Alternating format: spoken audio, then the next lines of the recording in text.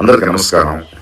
ఒక లిటరరీ ఫెస్టివల్‌లో art and its resilience అనే ఒక విషయం మీద నేను చేసిన ప్రసంగం, ఒక సంవాదం.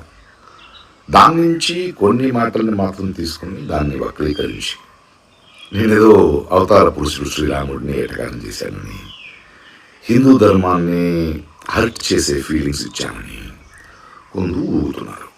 అన్ని ధర్మాన్ని అందరినీ ప్రేమించే నాకు ఆ అవసరమైతే లేదు.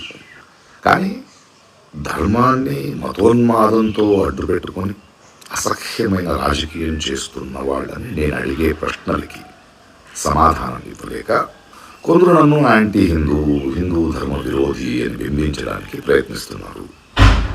పాపం వాళ్ళ ఏడుపు, వాళ్ళ కష్టం నాకు అర్థమవుద్ది. సో వాళ్ళకి సమాధానం చెప్పాలి.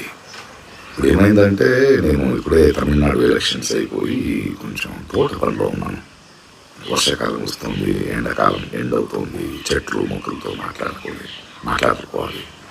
సో ఆ పనిలో ఉన్నాను, త్వరలో వస్తాను. అప్పటిదాకా మీరు మీ పనులు చూసుకుంటారా లేదా ఇలాగే వాగుతుంటారా, ఊగుతుంటారా, మీ డిసిషన్.